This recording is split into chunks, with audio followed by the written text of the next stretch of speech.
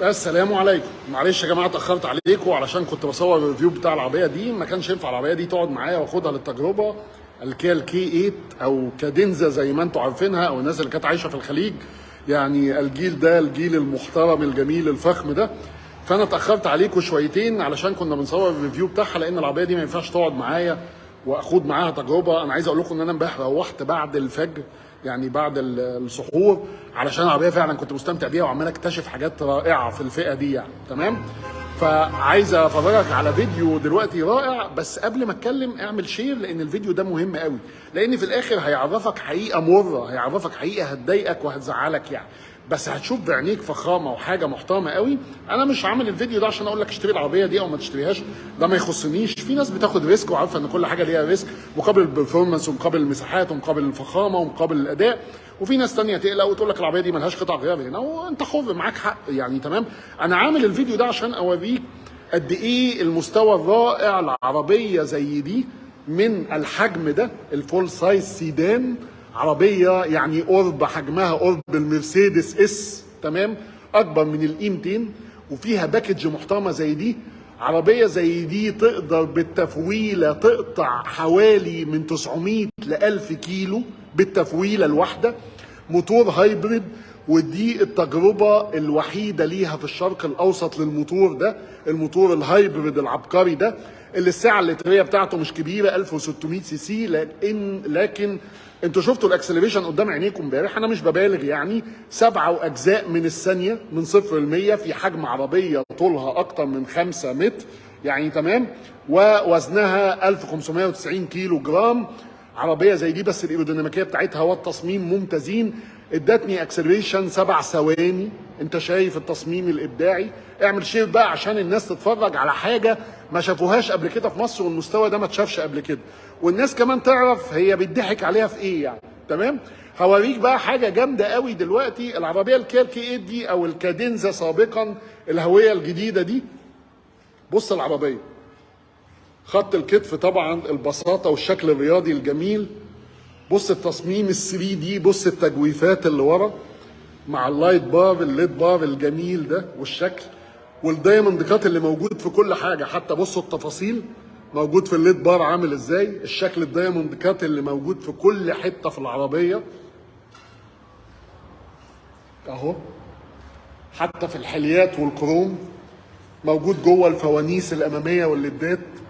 انا لسه هوريك جوه ابداع موجود كمان جوه الفلاشر، والدي ار ال بتاع العربيه الامامي موجود في الشبكه اللي شكلها عجيب ويعني رائع، دي التصميم الحلو ده.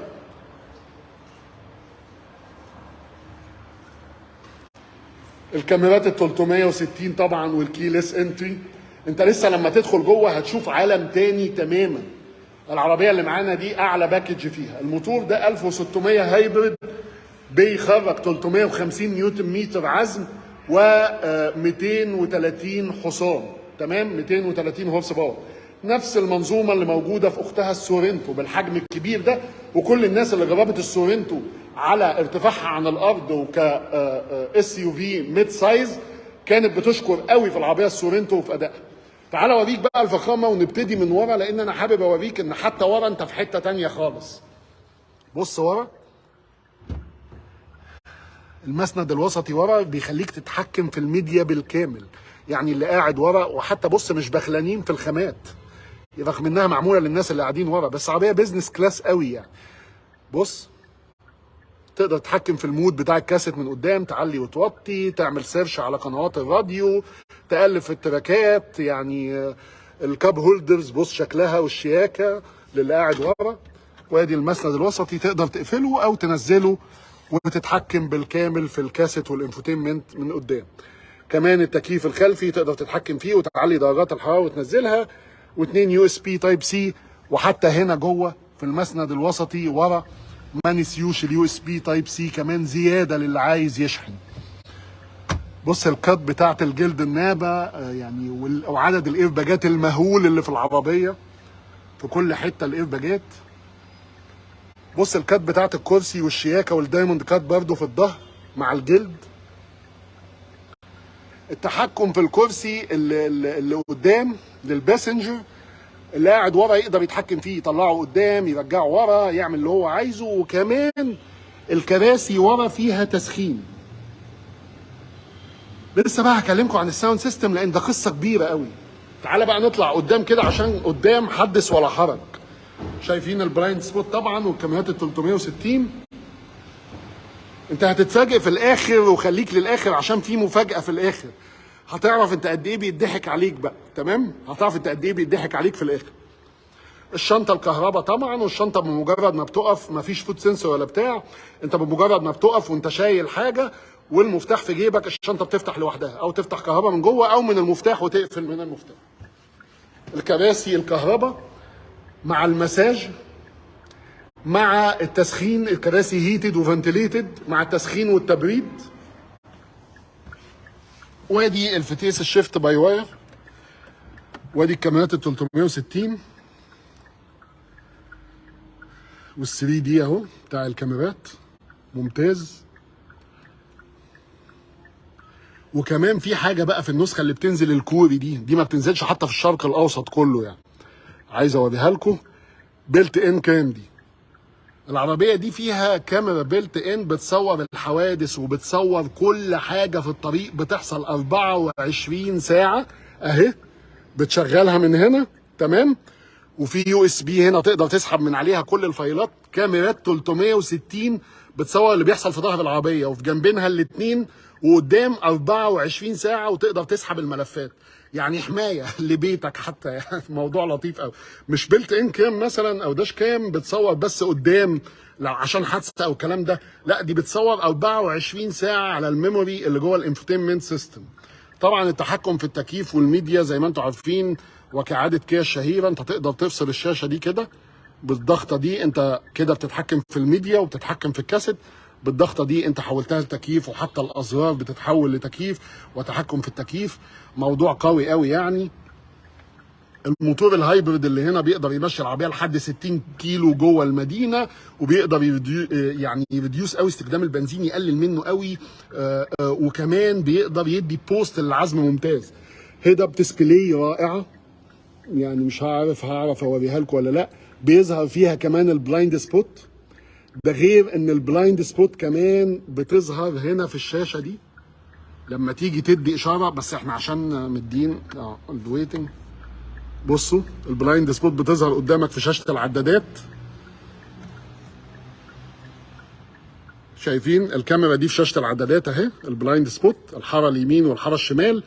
وكمان بتظهر قدامك في الهيد سب ديسبلاي، بتلاقي اسهم حمراء توضح مدى قرب العربيه منك على الشمال او على اليمين، بتظهر هنا، وعلامه الساين التحذير. وكمان البلايند سبوت بتظهر في الادابتيف كروز كنترول زي ما انتم شايفين موجود اهو، واللينك كيب اسيست، الاكتيف والورنينج، تمام. والعربيه اكيوريت قوي، وبتقدر تحافظ على المسافه من العربيه اللي قدامها بكل وضوح. كل حاجه انت ممكن تكون محتاجها. المساج في الكراسي، الشاحن الوايرلس زي ما انتم شايفين كده، اليو اس بي، يعني كل حاجه انت ممكن تتخيلها. الكراسي الفنتليتد والهيتد، التسخين والتبريد. انا ما اعتقدش انك انت ناقصك حاجه. اول ما بتحط العربيه على الدرايف مود، العربيه بتعمل زي المرسيدس الاس كده وزي العربيات الرياضيه. الكراسي بتضمك، الكراسي بتقفل عليك، السبورتر من الجنبين بيقفل عليك عشان يعزز قوي من ثباتك ويحسسك انك انت في امان وانت بتسوق العربيه قياده رياضيه يعني. الامبيانت لايت الرائع اللي انا صورته لكم امبارح بالليل، واللي بيظهر برضه دايموند كات على شكل دايموند كات، نفس الهويه بتاعت العربيه يعني. الامبيانت لايت الغريب الرائع. الساوند سيستم بقى يا جماعه من ميريديان، تمام. الساوند سيستم اللي بينزل من مجموعه لاند روفر، اللي بينزل فيه قصدي عربيات لاند روفر في جاكوار ورانج روفر. ساوند سيستم الميريديان اللي هنا، مش عايز اقول لك ان انا مش هبقى ببالغ لو قلت لك انه احسن من البروميستر عندي في المرسيدس ومن الهارمان كاردون في البي ام دبليو، خصوصا ان العربيه دي فيها 12 سماعه و2 سب ووفر. الساوند سيستم رائع، وانا جربته امبارح على انستجرام وتقدروا تتفرجوا عليه. الخشب الحقيقي في كل الخامات والالكنتارا. وبصوا كمان الستاره الكهرباء، يعني الستاره الكهرباء اهي. وقمه الذكاء بقى لما بتيجي ترجع بالعربيه عشان تركن وتدي العربيه ار، تحطها على الار، الستاره الكهرباء بتنزل لوحدها، تمام. ستاير بيلت ان ورا، يعني انت مش ناقصك اي حاجه. استهلاك بنزين، بص عشان تصدقني بقى، بص العربيه فاضل منها شرطه وربع، فاضل في الرينج 307 كيلو. 307 كيلو دول اكيوريت، لان انا مشيت بالعربيه طول اليوم امبارح. يعني العربيه دي لو اتفولت هتعدي ال 1000 كيلو مثلا. متخيل العظمه؟ متخيل انك يبقى معاك سفينه فضاء زي دي وبتعدي ال 1000 كيلو بالموتور العبقري ده؟ بصوا حتى الميموري بتاعت الكراسي الكهرباء عاملينها بشكل حلو قوي، الدايموند كات. الخامات، الخشب مع السوفت تاتش مع الجلد والستيتشنج، خشب حقيقي بتعريقات حقيقيه اللي هو الهارد تاتش ده، اوكي، الخشب الحقيقي.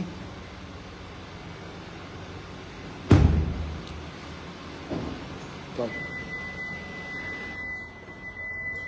ده شكل العربيه الخلفي اهو، وده شكلها من الجنب.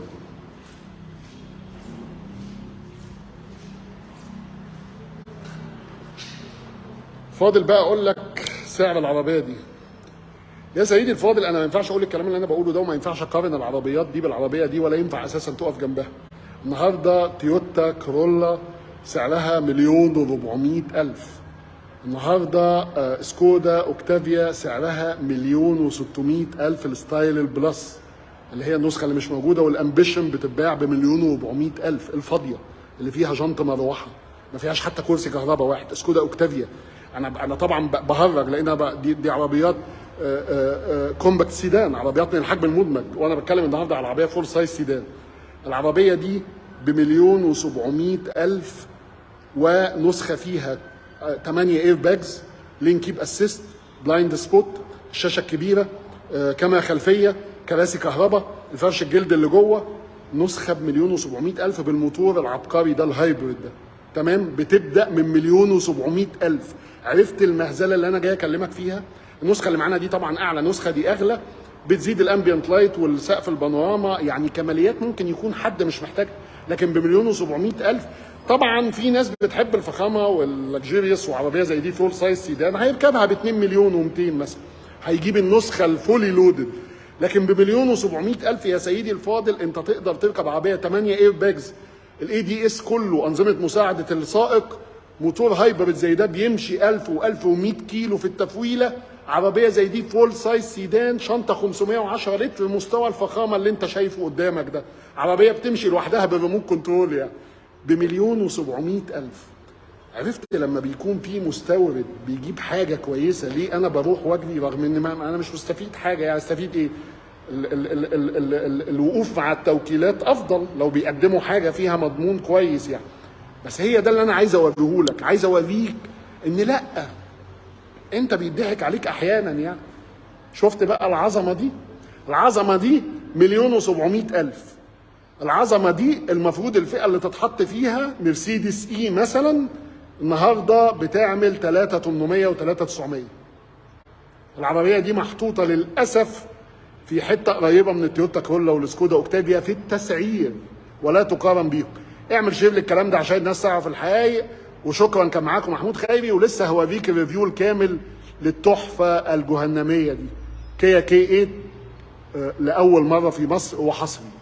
السلام عليكم.